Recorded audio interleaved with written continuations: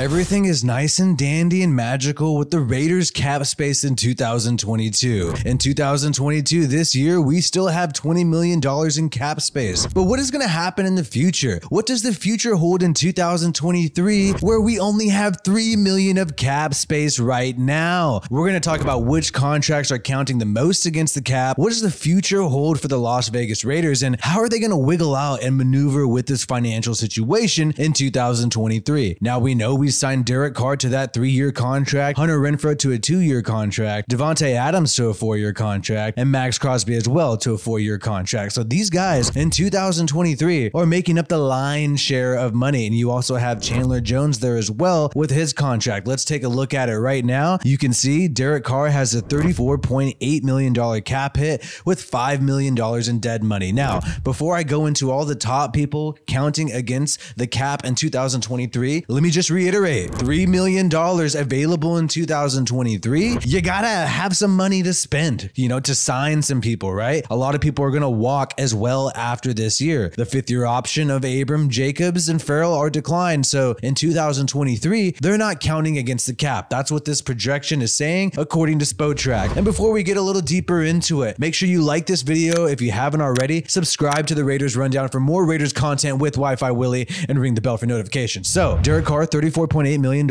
against the cap in 2023. Then you have Devontae Adams right under him with 30, Crosby with 20 million, and then Chandler Jones with $19.4 million against the cap. Colton Miller, 17.6. Hunter Renfrow, $14 million against the cap. We'd like to see Hunter Renfrow getting paid. And then here's where it gets tricky. And here's where we have to make decisions and decide who we're going to keep in order to clear up cap to sign anybody in 2023 free agency. Keep in mind, you also need to have some money aside to sign the rookies as well in 2023. So Andre James, $5.4 million against the cap next year, and you only eat $1.9 million in dead money if you move on from Andre James. So that is a candidate that would clear up, roughly $3 to $4 million in cap space right away. So interesting to see us draft Dylan Parham in the 3rd round just this past year, and he played center at the Senior Bowl. He is right now taking 2nd team reps at center from my understanding, and perhaps he is in the works to be the starter at center in 2023 if the Raiders decide that they can no longer afford Andre James. Because if you clear up that amount of money, then your cap space boosts to $5 or $6 million. Hey, that's some money where you can wiggle around and do some things. Now, Darren Waller. I mean, this is really what a lot of this video is about, to be completely honest, because everybody, it's become trite. It's become a hack to say, how can the Raiders pay everybody, right? Sometimes you make some alarms about this and some people get upset because they want things to be wildly optimistic, and I want to be wildly optimistic as well. I would love to be naive and delusional and optimistic to say, oh, Darren Waller is going to continue to play with the Raiders for $7 million this year and $7 million next year. He's going to be totally okay and not hold out and not demand a bigger contract. He's just going to be super cool with making less money than Hunter Renfrow, with making less money than Chandler Jones, than Colton Miller. He's going to be totally cool with that, despite the fact that, in my opinion, when he's healthy, he's the #1 tight end in football, especially in the modern NFL that's more heavy on the passing game. I mean, he's the #1 tight end in the NFL when healthy, in my opinion, and I think the numbers back that up in 2019 and 2020, especially. Keep in mind, David Njoku, this guy on the Browns makes $14 million, and he is far less,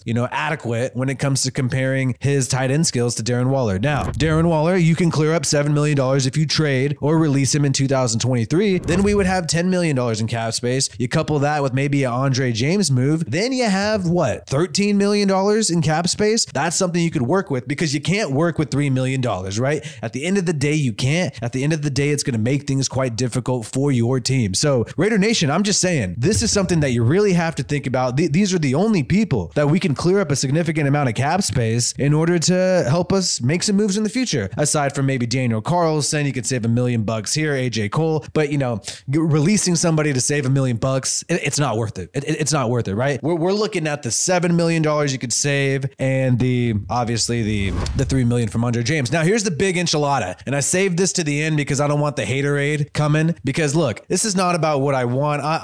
What I say is people call me a Debbie Downer if I bring up something too real, and I said last night that I'm not a Debbie Downer. I'm more of a practical Patricia. I'm more of a practical Patricia is what WiFiWillie is. And so Derek Carr, right? I said off the top, he has $34 million against the cap next year in 2023. This is if the Raiders do not move on from him after the Super Bowl. There is a period where they could release him and the contract becomes void. But if they decide to keep him after the Super Bowl, I believe it's a week after the Super Bowl, if he is still on the roster, then it's $34 million against the cap, $5.6 million in dead money. Sorry about me wiggling my hair. I got some messed up hair. You could basically get rid of Derek Carr in 2000. If you release Derek Carr in 2023, it's a $5.6 million dead hit according to Spotrac, meaning you save $29 million straight up. Now, do I think the Raiders are going to get rid of Derek Carr? No, but I do think if you really like Derek Carr, you can convert most of this cap hit, most of this base salary into a signing bonus, and it would increase your dead cap, and that would free up a crap load of cap space. So we can re-sign Darren Waller. We can restructure him. We can re-sign Andre James or keep his existing contract if Josh McDaniels and Dave Ziegler decide after this year they really love Derek Carr, they're on the Derek Carr hype train, and they restructure this contract, get rid of this base salary, convert it to a bonus, bam, free up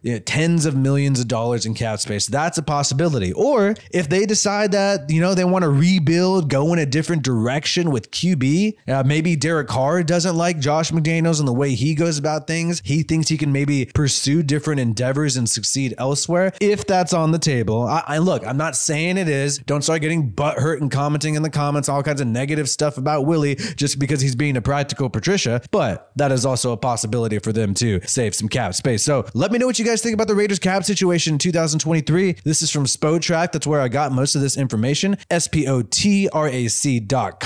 Let me know how you feel about it. What do you think is going to happen with the Las Vegas Raiders? Who do you think they need to keep? And if you haven't already, make sure you like this video, subscribe to get more Raiders content, and ring the bell so you get notified when I'm releasing a video. YouTube tends to screw me over a lot. Trust me. All right, peace out, and I hope you have a good one.